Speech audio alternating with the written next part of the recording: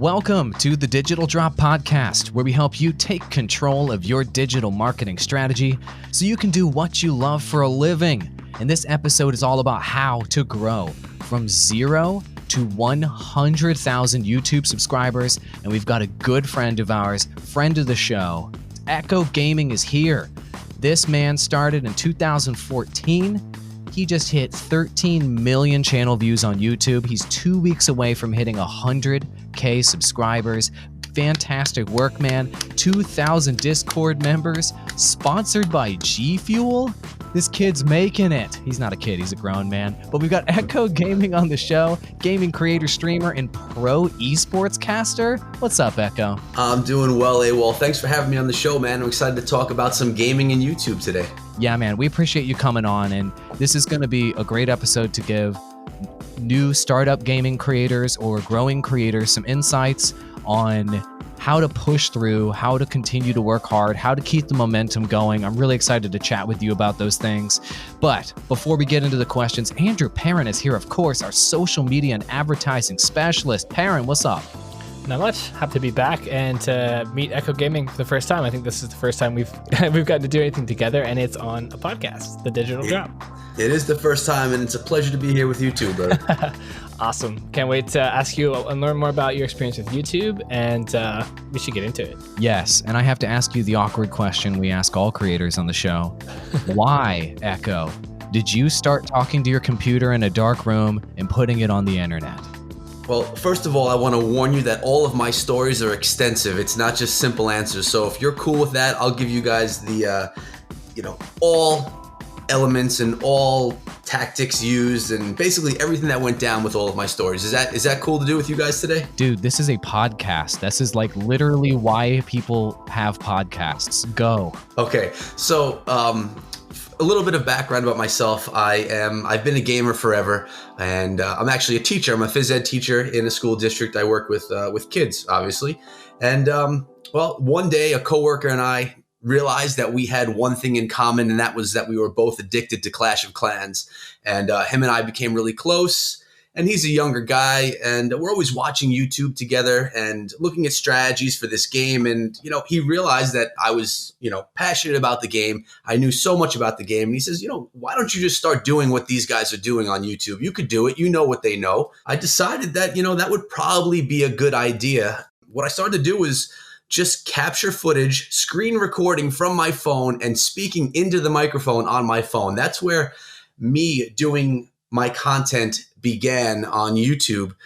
I mean, from there, it's blossomed into me having a studio and all this stuff, but that's obviously as years go on.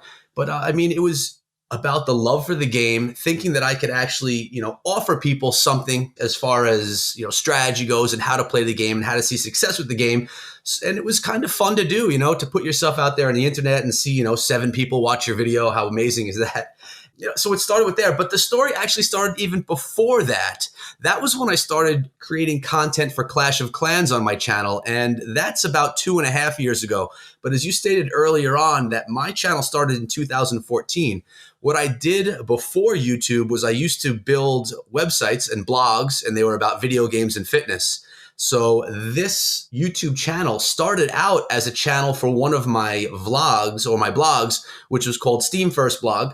I ended up selling that whole project and letting someone else take it over. And I decided that I was going to keep the YouTube channel for myself just to do some fun stuff and just to keep in my back pocket. So it had probably about 1,000 subscribers at that point in time. It was, brand new type channel, but it started. If you go back and look at the history of the channel, you'll notice that the first maybe 200 videos were not even me. They were all the people that worked on my website creating video reviews and stuff for Steam, PC games. So the channel's definitely gone through an evolution. And in the beginning, you won't even see me on there if you were to go back in history. So the channel's changed over time. We've definitely set our feet in stone right now doing mobile gaming stuff. But in a pretty big nutshell right there, that's what got me in a dark room talking into my computer. Oh, that's a good story. A great story, rather. So you said you are a phys ed teacher, which is obviously a full-time job. How do you maintain such a strong work ethic for content creation on top of a full job commitment? Yeah, that's a good question because it's difficult at times. But and to add on top of that, I'm also married with two children. I have a 2-year-old and a 6-year-old, both boys. So, I balance my job, my family, and then YouTube, which at this point in time is considered a second job to me. And hopefully my real job isn't listening, but it's a lot of times more important than my real job to me by the amount of effort that I put in. So when I started doing YouTube, I realized that I didn't want it to impact my job and I didn't want it to impact my family. So the first thing that I did when I started YouTube was I realized and I decided that I was going to make content at night. After the kids were in bed, after the wife and I had our time together and she went to bed, that was going to be my YouTube time. And that wasn't a big deal when I was just talking into my phone, putting out videos that didn't take too much time to edit or turn into something. Over time, it's become a much longer process. And I still hold the same plan, and that is to do my work after everyone goes to bed. So typically, I start working on YouTube at 10 o'clock p.m. And depending on what I do, if I'm putting out 2 or 3 videos the next day, I'll stay up until 12, 1, or sometimes even 2 a.m. just to get the content created for the following day. Really, it's been my love for creating the content and my drive for the channel to succeed that kind of fuels me through this lack of sleep. Thank God I have that G Fuel sponsorship that we're going to talk about in a little bit because they definitely also fuel me staying awake. He plugs the G Fuel. Boom. That's a true tuber right there. Part of the contract, man. We have to do that once in a while. But it's a grind, but I love doing it. And if I didn't have the love for what I was doing, I would have never gotten through the first year of YouTube when I saw so little success. You really are just doing it out of the love. Then you start seeing milestones along the way and you start hitting stuff and you start being noticed by people. And that kind of fuels that drive as time goes on. But you have to set aside the time that you know that you could be successful, where you can actually get the job done the way that you want to. Set out that time. And for me, I decided that I was going to sacrifice sleep time, which may not be the healthiest thing to do, but that was what I was able to sacrifice. And for 2.5 years now, since I've been creating, that's what I've done. I have an immense amount of respect that you cut out enough time for your full-time job. You've prioritized your family. And then in this case, it's self-sacrifice in order to chase your dream. And you've made sure to keep those other priorities in line, which is really respectable. And I think anybody else out there that's looking to quit their full-time job to pursue YouTube, this is the story that you're going to hear from a lot of people. Personally, I did the exact same thing, man. I don't know if we've ever talked about it, but I was working a night job from 1 to about 11 p.m. every night. I'd get home at about 11:30 and I'd create content till about 4 a.m. And then I'd sleep from 4 a.m. till about 9 a.m., go do my life things, and then go back to work. And that's just the way it was. So you've got to sacrifice somewhere in your life if you want to fit something huge into your life like YouTube. One thing that's really unique about you, man, other than the fact that you are powered by G Fuel, is that you're making mobile gaming content, and that is uncommon. So I have to ask you, you've got your eye on mobile gaming every day. Like, you're giving me the heads up on what the next big trends are going to be. So what do you see being the future of mobile gaming, a space that a lot of folks have kind of maybe scoffed at? It's kind of blowing up right now. So what does the future look like to you? Yeah, I mean, and I was in the same boat. When I had that website, Steam First, I was a big, PC elitist type gamer. And I looked at mobile gaming then as, what can you actually play on a phone? I didn't think there was anything to it. The reason I actually switched from PC gaming to mobile gaming was because of my kids. I found it really difficult to take the time to play these games during the day. It just was difficult for me to get in front of my computer to play, where mobile games, especially some of the ones that I play where matches are short and you can get content throughout the day, I just found a way to create content. And I found some games that I really enjoyed playing. As you say, I'm always on top of what's going on in the mobile market. I feel like a lot of YouTubers that want to see success are always on top of what's next. I feel like that's one of the negative things about YouTube is you always have to look forward to what's coming next so you can be on top of the trends.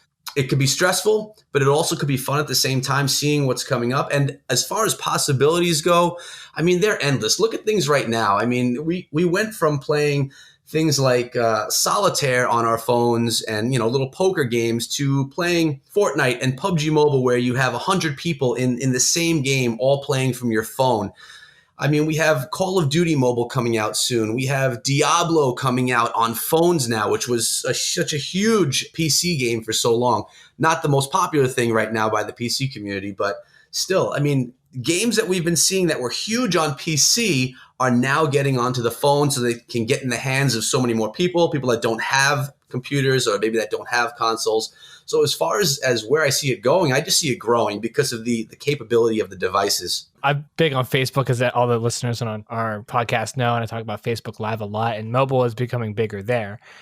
Gaming's been growing in a lot of business space. Mobile and eSports is another one. And I see here that you're also involved in eSports. I would like to know, because I've seen eSports casters, obviously watching gaming content, but I've never been one.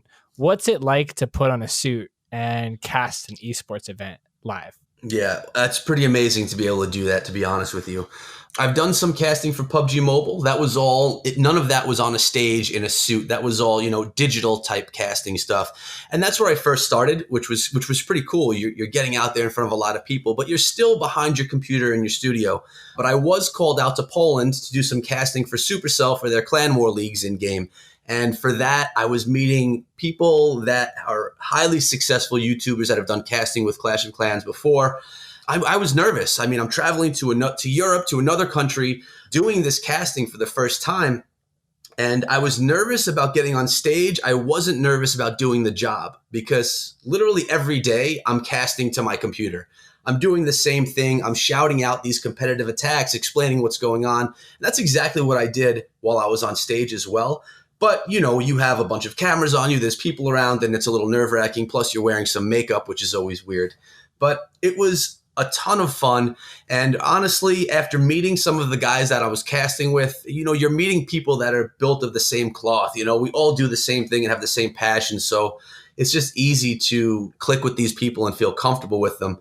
And it just went well. After 5 minutes of being casting and actually having the cameras shining on me, I felt comfortable, and I would go back anytime. It's basically as amazing as this stuff can get. Thinking that I went from recording into my phone to being in Poland casting a live event is pretty cool. That is amazing. And I think a lot of folks that are listening right now kind of wish they could be in that position where they now have, 100,000 subscribers. I know you're almost there, and all these followers in this high profile, event essentially that you can kind of put in your back pocket and you can pull that out. Pictures of you behind the casting desk. You're somebody who's very sponsorable.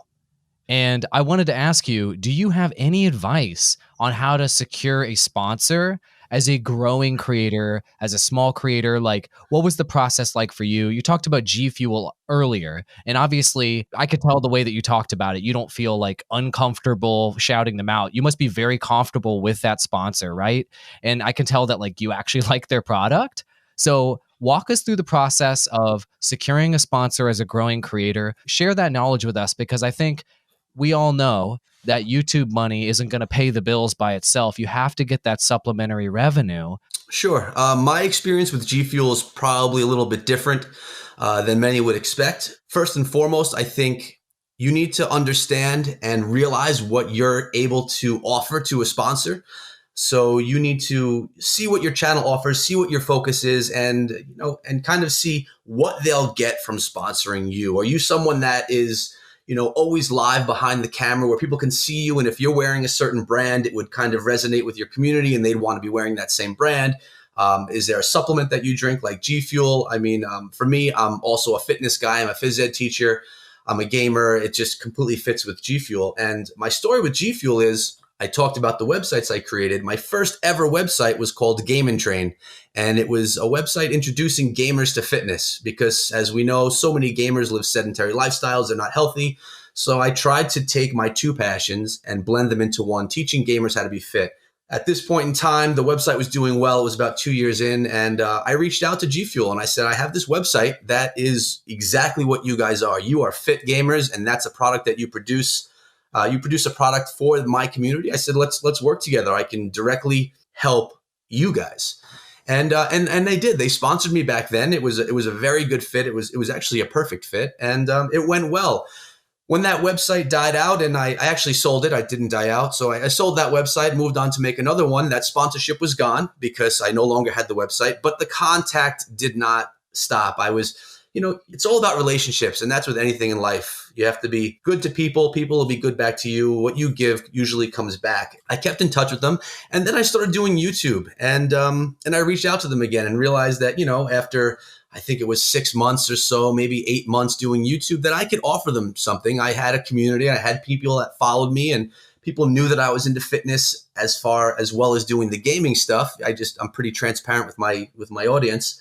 And I thought that I could offer G Fuel another opportunity for me to show them what G Fuel has to offer and this product. And I guess they valued it. I'm sure that I partially got that sponsorship because of the previous relationship that we had. I know some people who are a lot larger than me are unable to secure those because the relationship isn't there yet.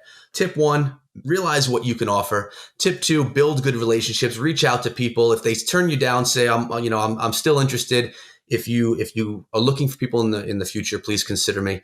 Maybe they will, maybe they won't. In the beginning, people aren't emailing you, offering you money, saying we want you to promote these things. That comes later in time.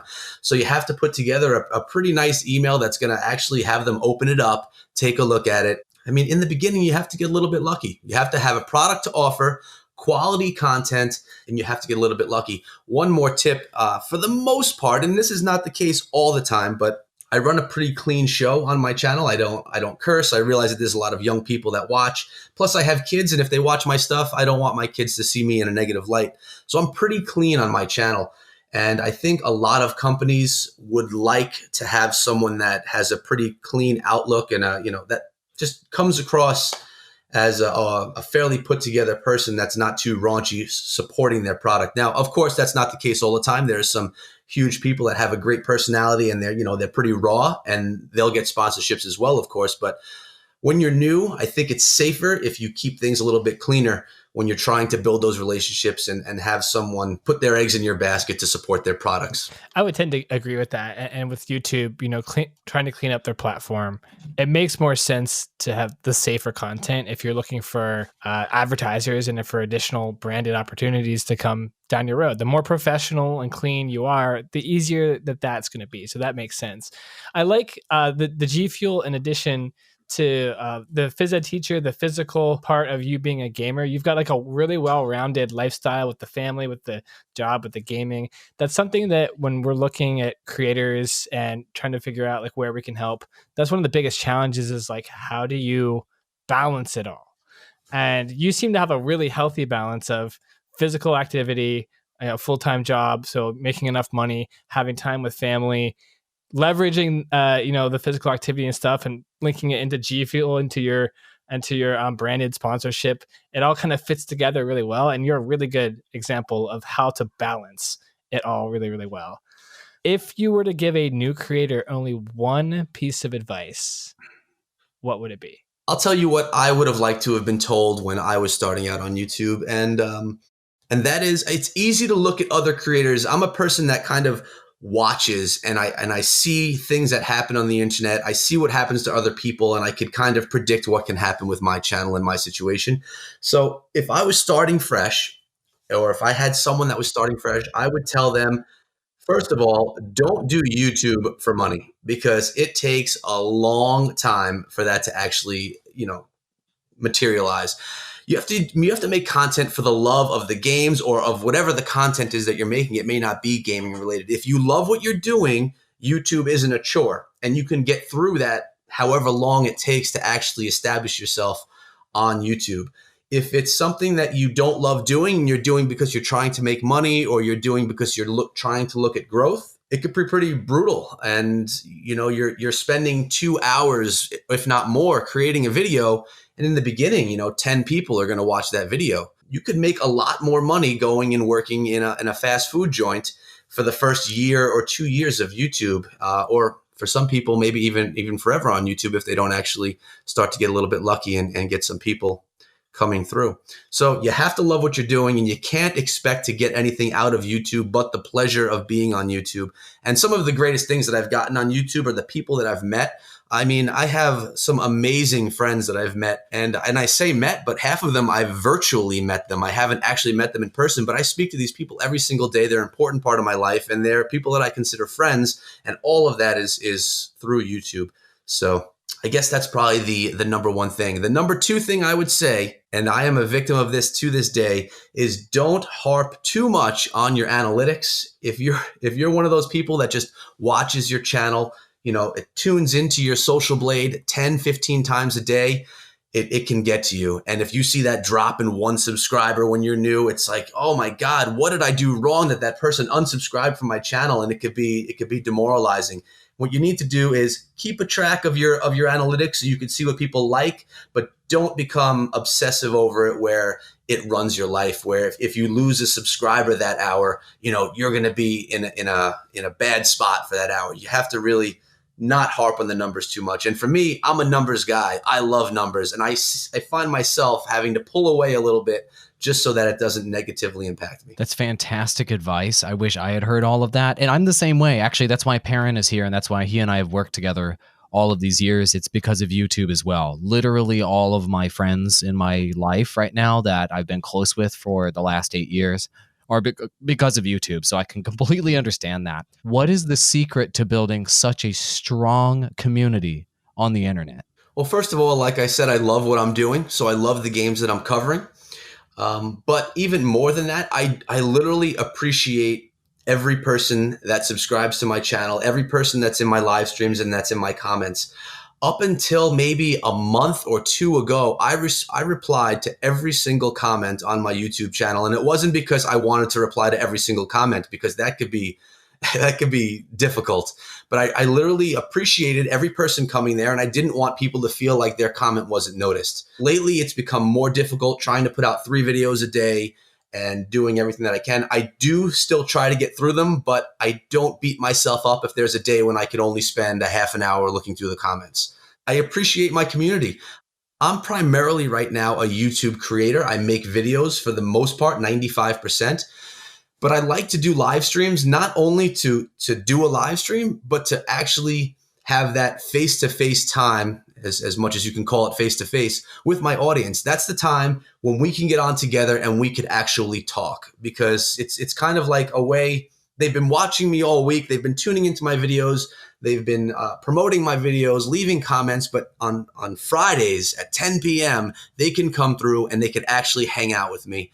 That's the one thing that I keep consistent as far as live streaming. I obviously dabble in other things as well. But Fridays at 10 p.m., there's going to be a live stream and we're going to be able to hang out. And it's just valuing the audience, because without your audience, you lose the drive to create. So you have to let them know how you truly feel. And for me, I truly do appreciate them and appreciate all that they do for me on my channel. I still find it unbelievable when people give donations and people join Patreon and become a member of the channel. It's like, it feels good. And it's not only feeling good because I'm getting money from someone. It feels good because I'm making they value me enough to not only watch and subscribe and support, but they're actually sending money to help get me to my end goal, which is eventually to go full time on YouTube. I feel like I do a good job of letting my community know that I appreciate them. I think if you truly do appreciate your audience, I think you should be transparent about it. And I'm pretty transparent about everything on my channel. I try to stray a little bit from your question. I try to let them see me. Now we have YouTube stories. I've been utilizing that to try and just bring them into my life a little bit more, not just about the games.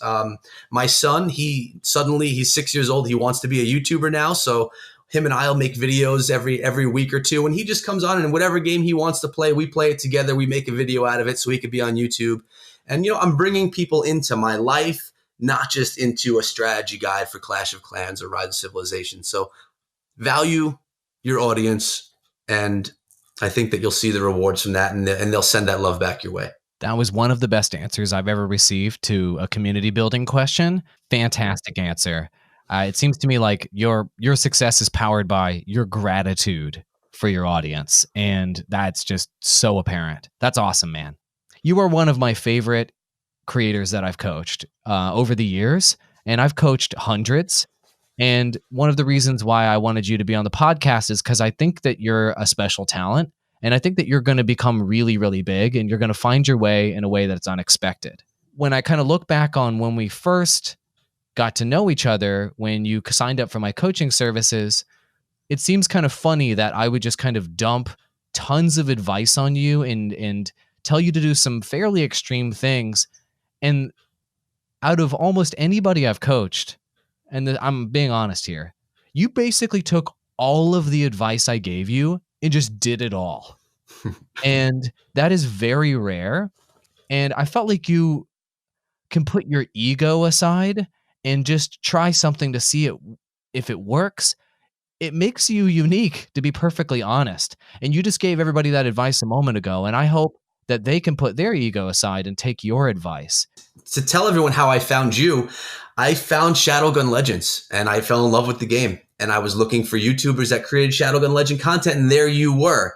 So I subscribed to your channel because of that game. And then one day you started doing this coaching stuff. And obviously as a YouTuber, I'm someone that's going to tune in to learn how to be a better YouTuber and learn how to succeed. So I started watching your live streams and watching your short videos that you did. And, you gave great advice, and I really trusted that the things that you were saying were real. And I trusted that you knew what you were talking about enough to become one of your members on Patreon and to have you actually coach me. And initially we had the channel review, and I'll tell you what, I don't know if you've ever heard this from your patrons, but it's nerve-wracking getting a channel review. I told a bunch of my buddies from YouTube, listen, I'm getting this channel review. Guys, tune in. I want your advice and your suggestions as well. And all I'm thinking is like, oh my God, he's going to beat me up about something. Something's not right. And it's going to be on the internet for me to be criticized. And obviously there were criticisms. There were things you said I did well, the things I didn't do well. One of the biggest things you told me to do was to change my channel name. The name that I've used since I played Gears of War 1, Echo Through Me, that was my online name forever. And you told me to change my name to Echo Gaming. And I was, initially I was like, oh my God, I have to change everything. I have to change all of my artwork, all of my branding. But like you said, I jumped right in and did all these things. And that was one of them. And it's because I trusted you and I thought that you had the answers, to be honest. And I believe that you did. Now that I look back at it, changing my name from Echo Through Me to Echo Gaming was one of the best things I've done for my channel. If someone goes and finds my channel, Echo Through Me, how are they going to tell their friends? It's spelled weird and all that, but Echo Gaming is just has a ring to it. And it was just simple advice, but advice that I couldn't even think of myself. I needed someone like you to tell me. But not only that, because that was the beginning. You advised me on thumbnails, on basically everything about my content creation. But the best part about your coaching was that when I was about to make changes and when I was about to do different things on my channel, I was able to reach out to you and ask you these questions. And not only did I get a yes or no answer, you went out and you researched these things that I was talking about. You researched the games and you gave me the best approaches to be successful with these new games that I was trying to bring to my channel. So that was extremely valuable and appreciated by me, because I'm sure that's not done by everyone that's in your position and that offers the services that you offer. I really felt like I had a friend that was there and willing to help me out along the way, and huge value for the money. I think I sent literally everyone that I knew from YouTube over to you to first start watching your videos, and then if they felt they were valuable, to become one of your patrons themselves. And I believe a few of them did. And you're knowledgeable. You've been doing this for 8 years and you're willing to share that knowledge. I think it would be silly for someone not to take advantage of that, even if it's just for a month or two. Get the channel review, get some advice, and then stop. But to give it the opportunity for you to give some advice from an expert, from someone that's built multiple million subscriber YouTube channels, I don't know. It was great for me, man. It was a change in how I looked at YouTube and where I thought my channel could go. So basically, thank you very much. I appreciate it. Man, I'm blushing right now. Thank you very much for that glowing review. I'm just going to say thank you. Cheers to you. And I'll go ahead and chug some G Fuel. Smart man. If you'd like to listen to more incredible interviews with amazing people like Echo, Follow us on Twitter at Digital Drop Pod. And of course, you can follow us on whatever podcasting platform you are listening on. Hit that subscribe button. And of course, if you want to interact more directly with us and with incredible creators such as Echo, join our Digital Drop Facebook group, facebook.com/groups/The Digital Drop. But we can't leave this episode without asking, where can people find you on the internet, Echo? Where should they go? Head on over to YouTube and search up Echo Gaming, and I should be popping up right there. Yeah, that's probably the best spot, guys. Hit me up on YouTube, Echo Gaming. You'll find me. We'll hang out. He's also on the tweeters. I follow him there. He's got a pretty solid account there. Andrew Perrin, where can people find you on the internet? On Facebook and Twitter, twitter.com/Ashral Digital, ASHRAL, and facebook.com/Ashral Digital. Right on. And all of you can find me, Andrew Wall, aka Awall, on the Twitter, twitter.com/Awall Digital, AWALL Digital. Echo, thank you so much for joining us on the podcast, man. I had a blast recording this with you. Thank you guys as well. It was a pleasure hanging out with you, getting to tell my story a little bit. It's not something I tell all the time, so it was a good time. Right on. Perrin, are you going to be in the next episode, or am I going to be all by myself? Oh, I will be in every episode. You'll have to kick me out if you want to get me out of here. Thank you so much for listening to The Digital Drop, and we'll see you in the next episode. Adios, keep creating, and we'll be there to help you.